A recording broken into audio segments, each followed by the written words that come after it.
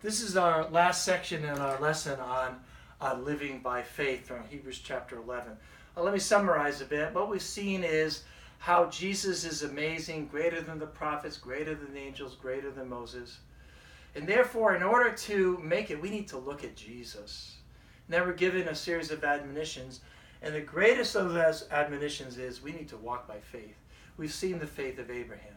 We've seen the faith of Noah. And now what we're going to do is we're going to read a little section here in Hebrews 11, starting at verse 13. All these people were still living by faith when they died. They did not receive the things promised. They only saw them and welcomed them from a distance, admitting they were foreigners and strangers on earth. People who say such things show that they're looking for a country of their own. If they had been thinking of the country they had left, they would have had opportunity to return. Instead, they're longing for a better country, a heavenly one. Therefore, God is not ashamed to be called their God, for he has prepared a city for them. What these people all had in common is they walked by faith. And in fact, the day they died, they were still walking by faith. I don't know about you, but I want to be in heaven. I'm sure you do as well. I got a simple formula here. It's this. If the day you die, you're still walking by faith, you're going to walk into the kingdom of God, into eternal blessings with him. It's as simple as that. So let us take the admonitions of Hebrews and walk by faith. Now these people, it says, they live like aliens and strangers. The word for alien is xenoi. We get the word xenophobic from that. Aliens don't fit in. You know, we're not like immigrants, because when an immigrant comes to a country, they try to fit in and become part of the new country. But that's not the way it is with us. We live our entire lives as foreigners, as strangers in this world. Do you want to fit in? I know I want to fit in. In fact, I think all of us want to fit in. I don't want to be different, but I'm telling you right now, if you're going to be a disciple of Jesus and you're going to walk by faith, you're going to be like a stranger in a strange land. The other word here, the other Greek word is parapidemos, which means a temporary resident. You know what? This world is not our home. And as Paul said in Philippians, our citizenship is in heaven, Philippians 3:20. And it's true, it's real. We're going to be different. You know, our difference isn't our clothes. Our clothes are more or less the same as other people's clothes. The food we ate, more or less the same food everybody eats. To some extent, even the jobs we have are the same jobs. But we're different. Our citizenship is in heaven. Our Constitution is the Sermon on the Mount, Matthew 5-7. I have a passport, and according to my passport, I'm an American citizen. You know, and when it comes to the Olympics, I root for America, I've got to admit it. But I'm telling you, my citizenship is in heaven.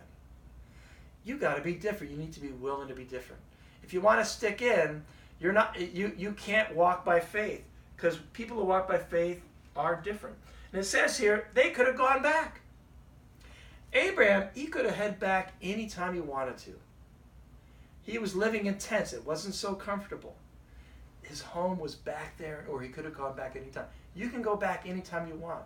There's nothing preventing you from going back to Egypt, figuratively. But don't do it. They didn't. Every one of them kept walking by faith. And they were looking for a better country, a heavenly country. That's the home we have. You can't see heaven, but we believe in it. We believe that God has that in store for us. Now let's skip down. Let's look a little bit at Moses here. In verse 24 of Hebrews 11, we'll read a little bit about Moses. By faith, Moses, when he had grown up, refused to be known as the son of Pharaoh's daughter. He chose to be mistreated along with the people of God, rather than to enjoy the fleeting pleasures of sin. He regarded disgrace for the sake of Christ as of greater value than the treasures of Egypt, because he was looking ahead to his reward.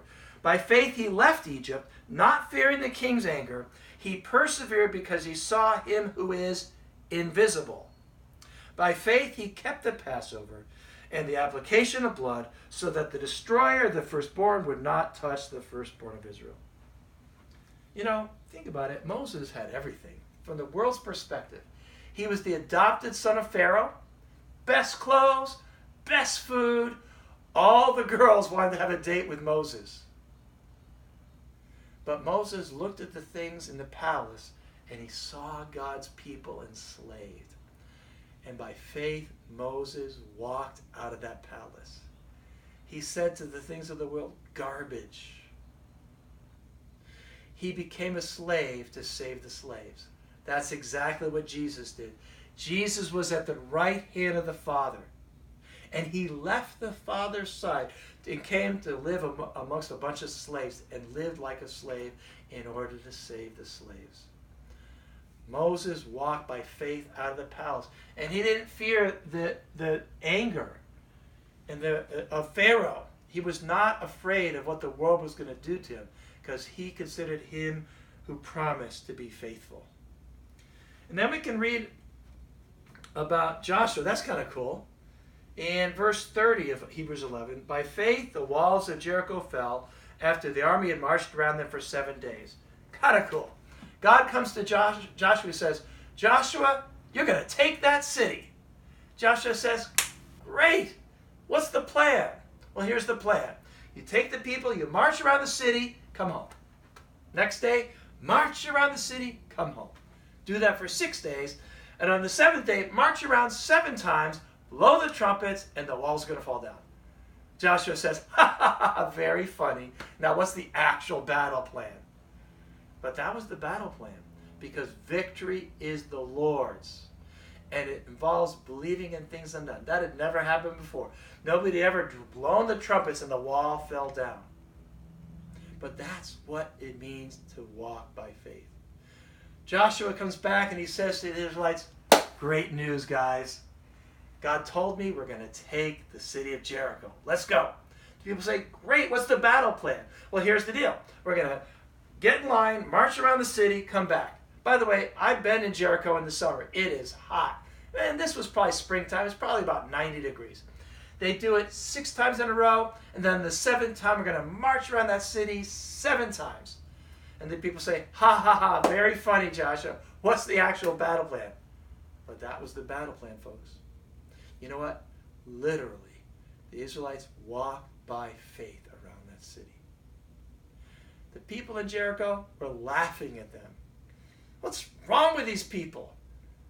Why don't they have their weapons? This is a battle plan? They were laughing at them. They were ridiculing them. Just like people ridicule you if you walk by faith.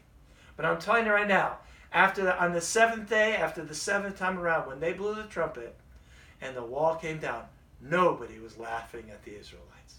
That's what it's going to be like for us on the day Jesus comes back. We need to walk by faith. Let me finish out the chapter. I'm just going to read it and make a couple comments. What more shall I say? I do not have time to tell about Gideon, Barak, Samson, Jephthah, David, and Samuel, and the prophets, who through faith conquered kingdoms, administered justice, gained what was promised, who shut the mouths of lions, quenched the fury of the flames, escaped the edge of the sword, whose weakness was turned to strength, who became powerful in battle and routed foreign armies. Women received back their dead, raised to life again. Others were tortured, yet refused to be released so that they might gain an even better resurrection, an unseen resurrection, by the way. Some faced jeers and flogging and chains and imprisonment. They were put to death by stoning. They were sawed in two. That's Isaiah, by the way, who was sawed in two. They were killed by the sword. They went about in sheepskins, goatskins, destitute, persecuted, mistreated. The world was not worthy of them. They wandered in deserts and mountains, living in caves and holes in the ground. These were all commended for their faith, yet none of them received what has been promised, since God had planned something better for us, so that only together with us would they be made perfect. These men and women endured great things, persecutions and sufferings. But like it says here, none of them received what had been promised. We have received the promises. We have the New Testament. We have the prophecies fulfilled. Like Peter said, we have the word of the prophets made more certain. How could we not walk by faith? Brothers and sisters. They walked around in goatskins and persecuted and But God counted them worthy. Why? Because they believed in things that aren't seen. They believed that a citizenship in heaven is of far greater value than anything this world has to offer. Brothers and sisters and friends, let's walk by faith. Let's fix our eyes on Jesus, the one who's greater than the prophets, greater than the angels, than Moses, than Abraham, than Levi. His covenant, his tabernacle, his sacrifices are so much greater. Let's look at Jesus. And let's listen to the admonition of the Hebrew writer. Let's not lose focus. Let's fix our eyes on Jesus. Let's make every effort. Let's mature. Let's grow up in our faith. And most of all, let us walk by faith. Let us believe in the things that are unseen. Let us not look to the things of the world, but let us walk by faith.